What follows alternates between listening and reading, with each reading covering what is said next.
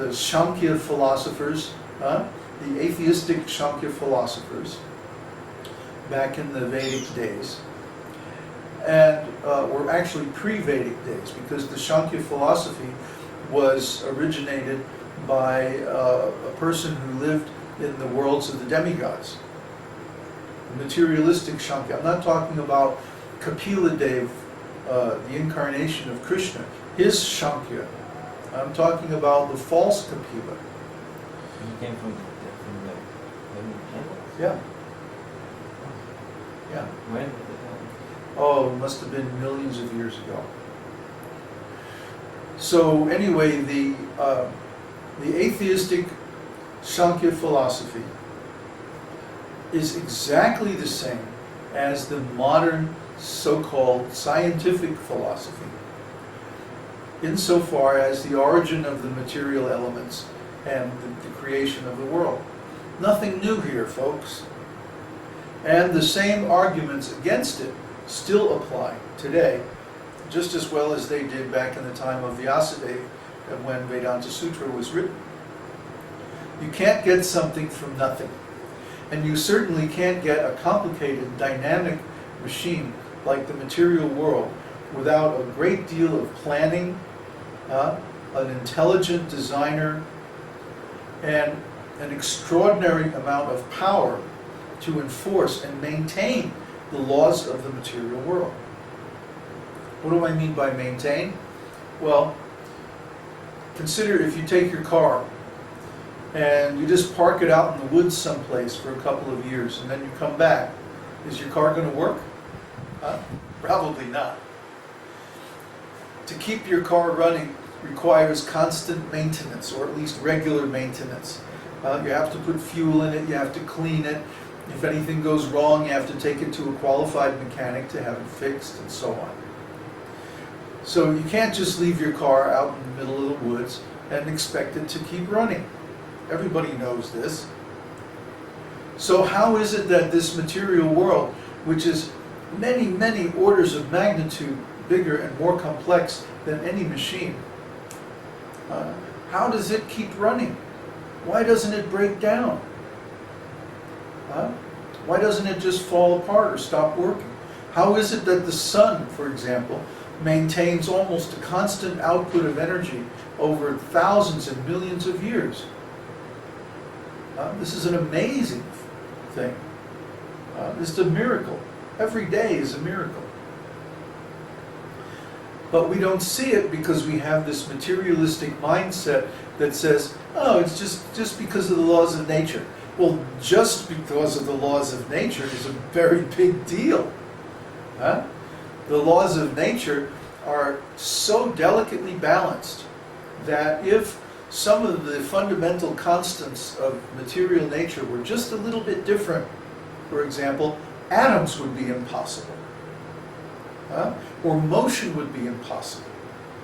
Or so many other things that are just fundamental parts of the material world wouldn't work if the laws of material nature were just a little bit different. So we have to understand that there is a great intelligence behind this material world. And that intelligence could only be the Supreme Lord, the Supreme Personality of Godhead. Because He's the only one who has both the intelligence and the power to create such a huge existence and maintain it. He must be involved in its everyday operation, or else there's no way that it would continue to operate smoothly. Therefore, we can understand that the Lord is not only the creator, He's also the maintainer and the operator of this whole material world. It's stated in the scriptures that the Lord expands Himself within every material body and even within every atom, and that it's He alone who maintains all the laws of material nature and operates the bodies of the living entities. And we're just seated on a machine, Krishna says. Yantra means machine. The living entities are seated as if on a machine made of material nature. And there's a good reason why the symbol of Bhagavad Gita is Arjuna riding in the chariot and Krishna is driving, holding the reins of the horses. Huh? The horses are like the senses of the body. And the chariot is the body itself. Krishna is driving, but Arjuna is the passenger. So if Arjuna says, Krishna, take me over that way, then he will do it. Similarly, if I say, Krishna, I want to raise my hand up, then he'll do it. Why? Because he loves us. We're his pet projects. He created us in order to have relationships with us. Why? Because he wants to enjoy. Just like we want to enjoy nice relationships. The same impulse is there in Krishna. We're just little expansions, separated expansions. It's called Vedānta-sūtra. Vedānta-sūtra means separated expansions.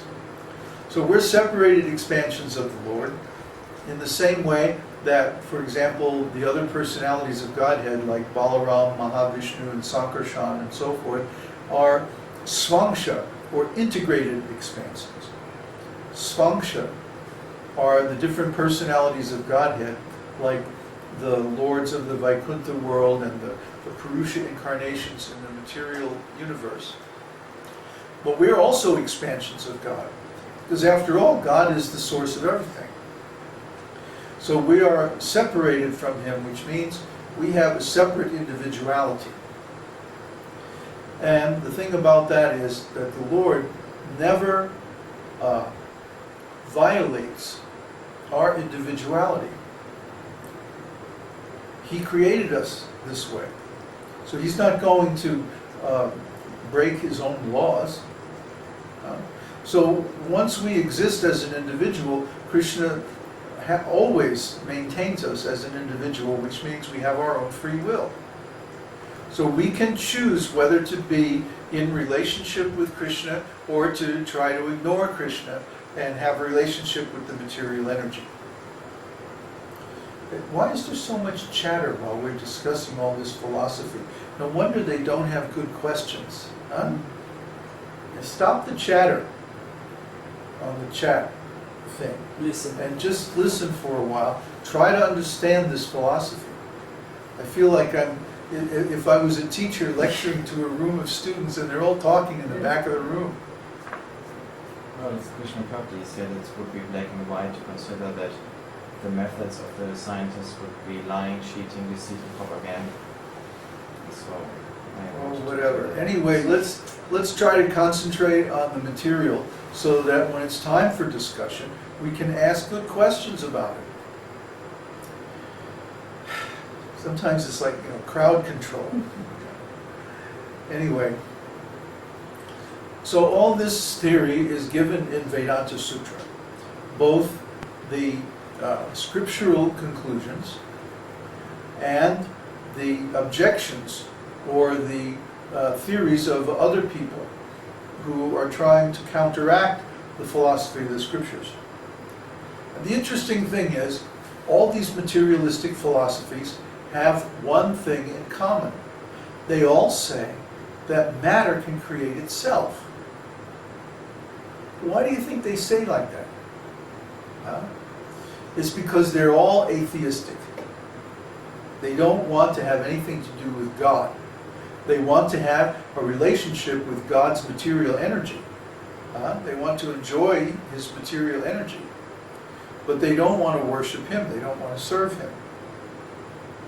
So they make up a theory that, you see, actually God isn't necessary for the creation.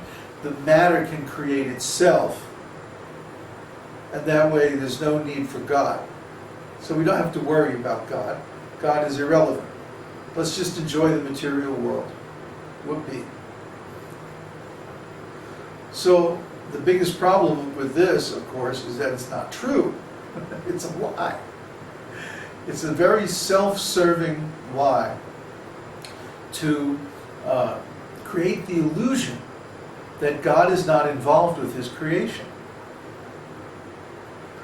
But just like to keep your computer running, You always have to defrag it and you know, get the viruses out and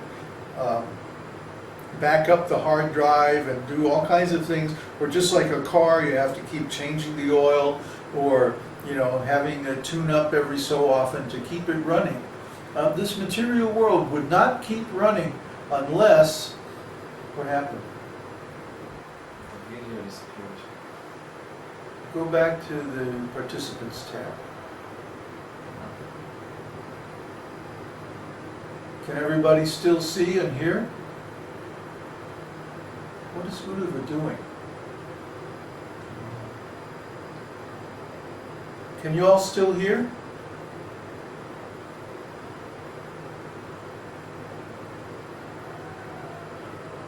Yeah.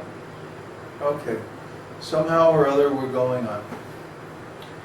Anyway, so many disturbances.